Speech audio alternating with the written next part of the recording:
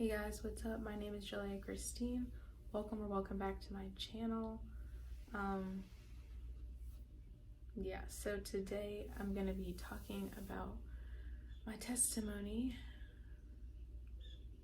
and it's gonna be hard right off the bat, like talking to a camera about what I've been through and what my life consists of and why I'm the person I am today. Like, it's definitely gonna be hard, but I'm gonna get through it, and we are going to chat. I just want to think of this as this is just a lovely little chat. I'm gonna chat with you, and that's a way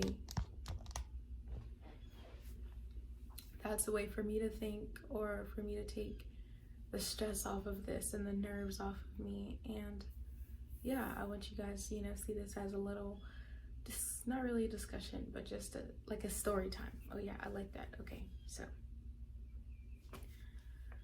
once upon a time, I was not the person that I am today. Now, I was gonna start with like the stuff that I've been through, but I think it'd be important to highlight like who I am today. I am a woman of God, Jaleiacorbin, woman of God. Nice to meet you if you're new here. I live on my own. I'm 17. I am, by the grace of God, I'm employed. I graduated high school about a month ago, and so that will be December if you're watching this later. I finished high school the 17th of December.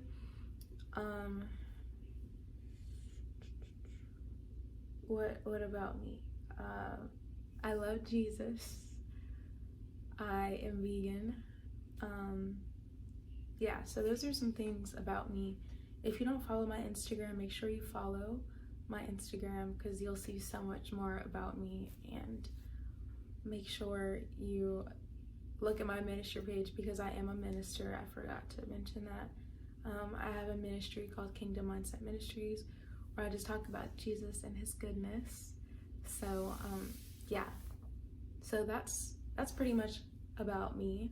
I am, regarding just like deeper than the surface, I am, by the grace of God, I am mentally stable.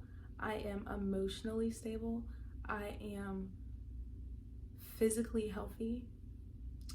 I take care of myself. I can take care of myself. I can feed myself and cook myself 3 meals a day. This might sound crazy that I'm saying, but like, y'all will see. It didn't used to be like this. I have a very healthy, loving, gracious relationship with God. Again, it didn't used to be that way. So yeah, I'm just gonna go through I want to go in order, but I probably will skip around here and there on just my story. But let me get comfortable, because your girl is about to go in. Start at my childhood, when I was around, like, from a baby to 11 or 12. So starting off, right when I was a baby, right when I was born. I was born like 1 to 2 months early, and so I was a preemie baby. I remember I looked at my birth certificate and I weighed like 4 pounds and 4 ounces or something like that. So I was tiny. Like, my dad sometimes says like I could fit in his hand. I was like really small, and because of that, or because of my health, I was really small. Like, I didn't have enough time to grow and finish, maturing in the womb. So physically, I was not able to go home. So I had to stay in the hospital for a couple months until the nurses kind of nursed me back to health. And a couple weeks ago, God brought this memory back to my head. I normally don't remember things, but God has just been working with me through my childhood trauma, trying to, purify my mind. That's what I'm going through right now. And God brought this memory back to me, and I was in the hospital. And crazy that I remember this, but I was in the hospital and I was like a baby. I was in an incubator, meaning like I had all these tubes and stuff attached to me. Like nobody could hold me. It was only like a little slot for someone like to put their hand in. And I was left in there alone. And that really, like, wow. How, the video is not even barely started yet. Literally, what in the world? No waterworks. I have makeup on. Okay, so God just revealed to me that really had an impact on me. Like, even if I was a baby, even though I was like not even a year old, that really had an impact on me.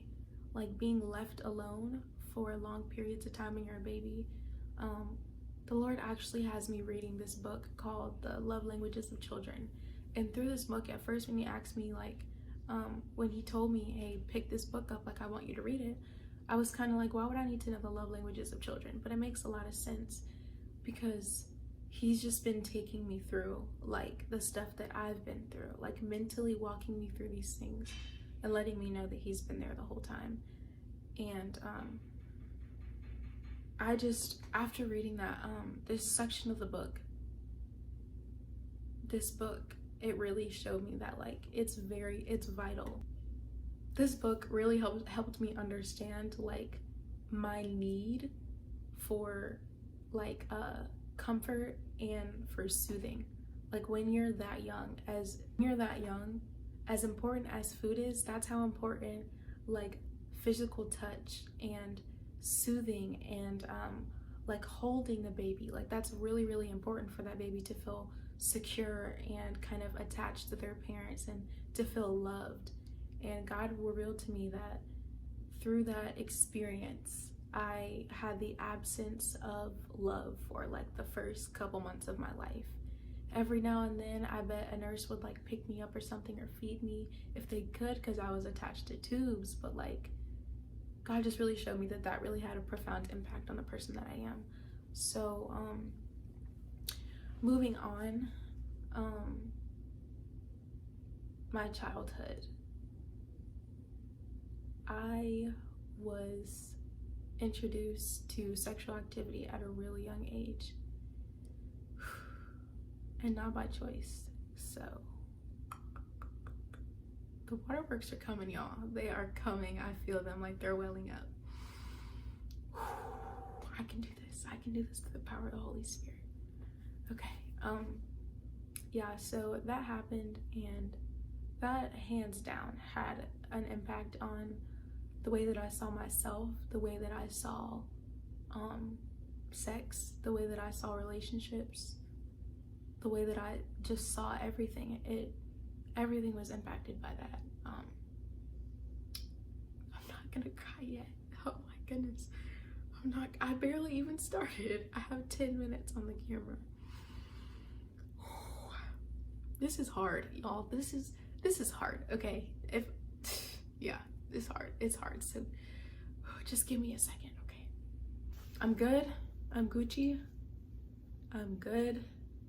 Everything is fine. I'm gonna get through this. So, let me see. Okay, so yeah, kind of going back, that was around like 7 or 8.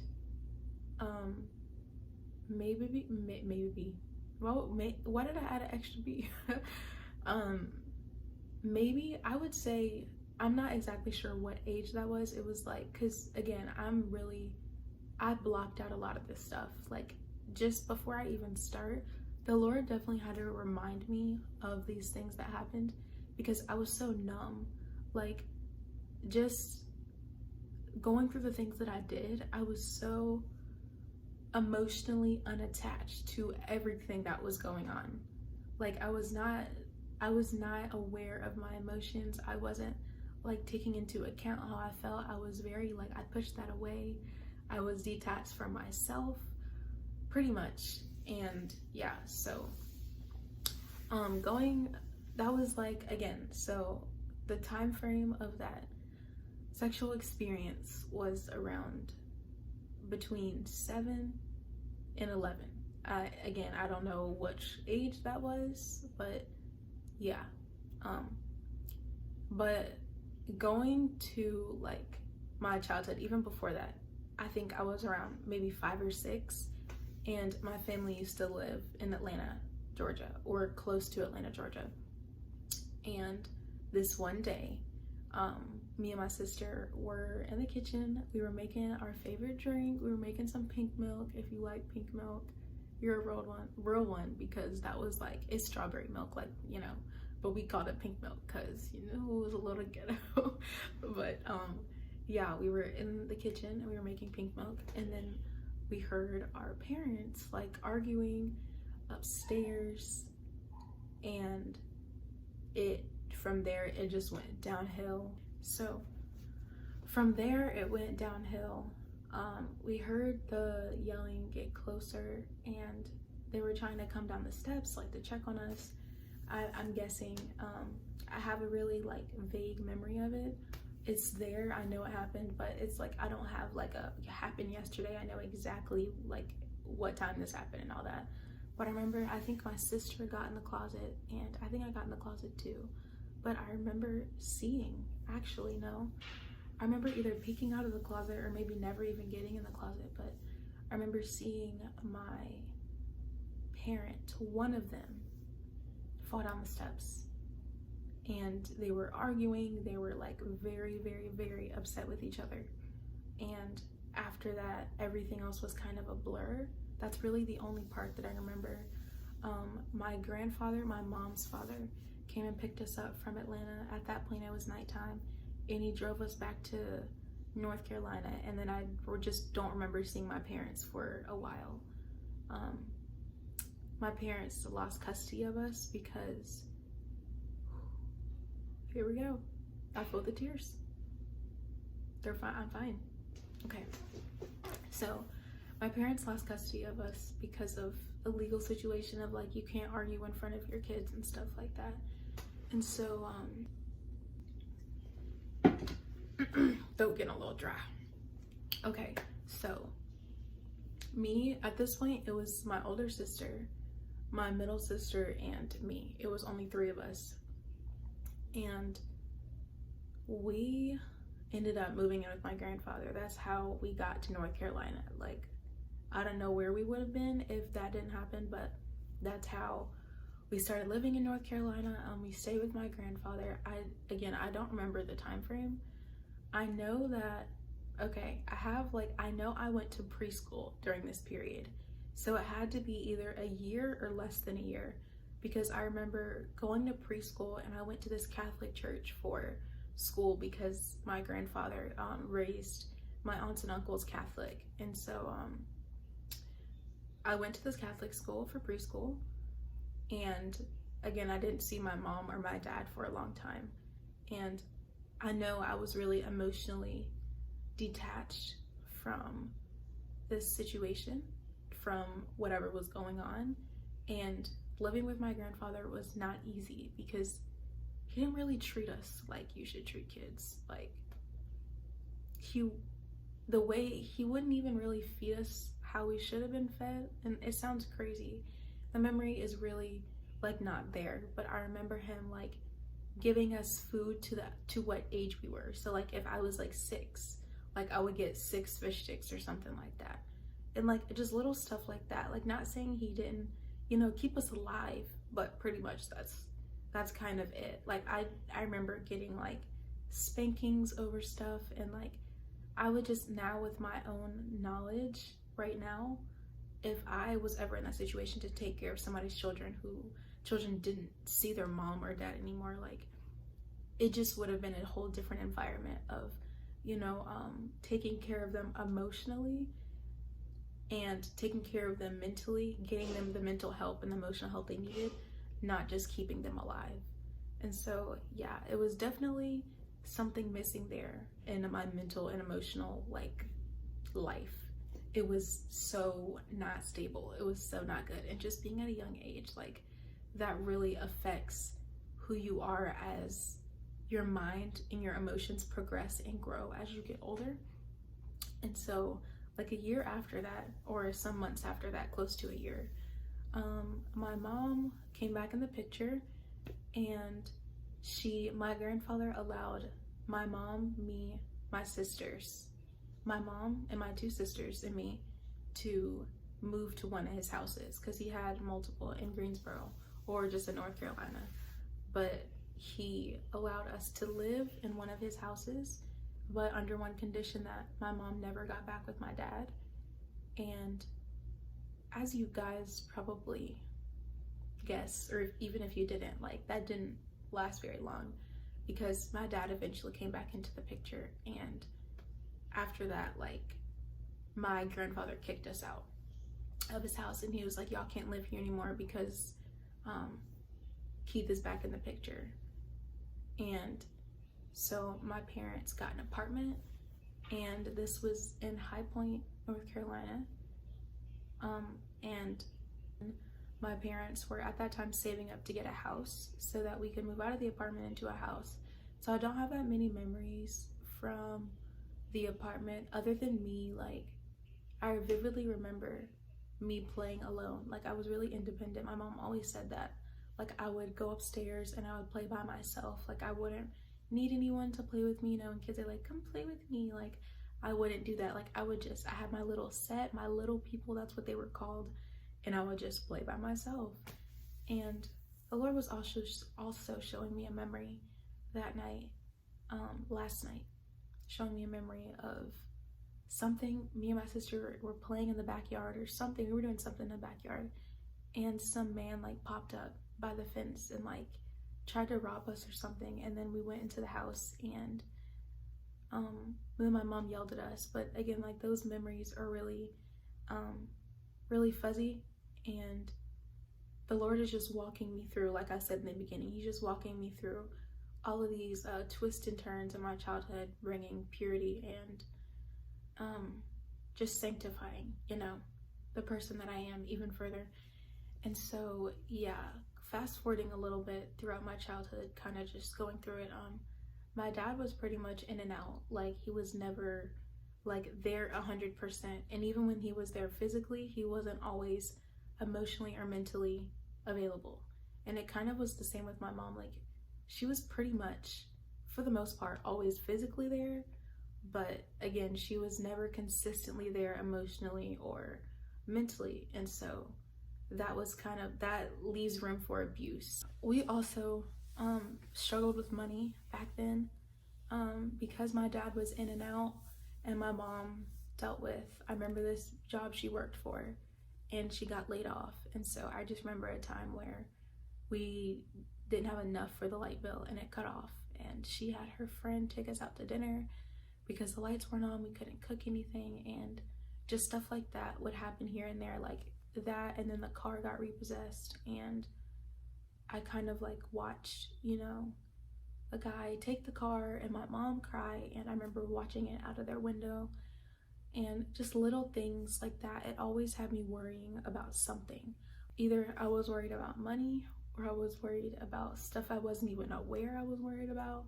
I was always just worried about something as a child. Fast forwarding to middle school, I really wasn't comfortable with myself. I really didn't know myself at all. I was definitely a follower. I would just do what the group did. I really wanted to fit in. I sought people's approval. I needed validation. I really didn't have much confidence in myself. I went to a white school for elementary school and middle school. So I would always, like, because the people around me were like very different, and they didn't look like me, they didn't do the same things I did, they weren't in the same economic spot as I was, we didn't have the same social status. Like, it was just, I was always found myself comparing myself to them. Like, I don't have what they have. Maybe I should dress like this. Maybe I should talk like this. Maybe I should act like this. Maybe I should pretend that I have this when I don't. Like, I was just always comparing myself to them, and never found any value or worth in anything that I had in my family or in myself. And so around this time, I started to get interested in boys. And, you know, normal middle school girl. I remember in 7th grade, I had this crush on this guy. He was like my locker buddy, like his locker was next to mine, and so we just, at this time, I got a phone and we were like texting and, you know, on social media and stuff like that. Like, it was pretty innocent, nothing too serious or anything crazy. But I just remember like vividly him telling me one day, wait, before I say that, I remember in 7th grade, it was the first time. Yeah, okay. So in 7th grade, it was the first time that I had gotten weave. Like like I said before, I wasn't confident, so I didn't really like my hair. And so my mom let me get weave. And I remember him telling me one day that like, I looked better with weave. And to a girl that has no confidence in her own self, attaching confidence to something superficial that wasn't even mine was so detrimental to my self-worth. Like, it literally crushed the way that I thought guys saw me. I thought if he saw me like that, then everybody else saw me like that. So going up to like 2 years ago, I just recently let that go 2 years ago, but that started a trend in my mind for me thinking that I wasn't pretty enough, or I could never be enough to somebody. Like, I had to have weave, I had to have this, I had to have something on the outside to complete me, when really I know now that I'm complete within myself because God is my father. And at this point, I think by 8th grade, my parents decided to get a divorce. They had been married this whole time. They were married before I was born, but at this point in 8th grade, they were like, okay, like, it's a quits, we call it an a quits, it's over, and we're getting divorced. And I know that that had a really, really, really big impact on my life, school life, my mental life, my emotional life. But I wasn't aware of that. I was really numb. I didn't really know what I was feeling. I remember crying when I found out. I remember being at school and telling my friends, and I was crying. But like after that, I kind of just shrugged it off like nothing happened. I would kind of like joke about it, and like me and my sisters would sometimes talk about it, but I never realized like how bad it affected me. So right around the time that my parents decided that they were gonna get a divorce, my school went on like an overnight trip that is like, you know, the 8th grade trip. It was like, everybody always talked about it. Like, you go to Virginia overnight and get a hotel room, and we just do, you know, have a little field trip. And on this trip, I remember it was like the first or second day we were there, and I got a phone call from my dad, and he was on a stretcher with a neck brace on, and he was like, I'm going to the hospital. And I was like, what? Like, why? Like, what's going on? And he was like, I got into a work accident, and I really need you to tell your mom. Like, I'm not kidding, like, I'm serious. Because I think what happened is he tried to tell my mom before he called me, and she thought he was kidding. It's something that he would have done. He's really silly. Like, he's just a really funny dude. So he would like joke around with us, like back when the family was together, like he would joke around with us, and it would just be, you know, like, he's a really funny-go-lucky person. But I know that my mom, of course, had some pain and some hurt from him, and so she probably thought he was doing this to get back at her, to make her feel bad, and she didn't believe him. And so after I got off the phone with him, I think I either took a screenshot or he sent a picture of himself to the family and was like, y'all, like, I'm seriously hurt, like, I'm going to the hospital. And yeah, so that definitely, I remember I was like boohoo crying. Like, it was bad. It was not cute. So eventually she got around to believing him, and he did actually get into a work accident. He fell off of a water tower, and his leg was there before, but now his leg is amputated from that. So it was a real situation. And again, very, very mentally heavy. Like, it was very heavy to deal with. Like, it wasn't something easy knowing that my father was in the hospital and I couldn't be there. And that was 8th grade. So fast forwarding to freshman year and kind of just high school in general,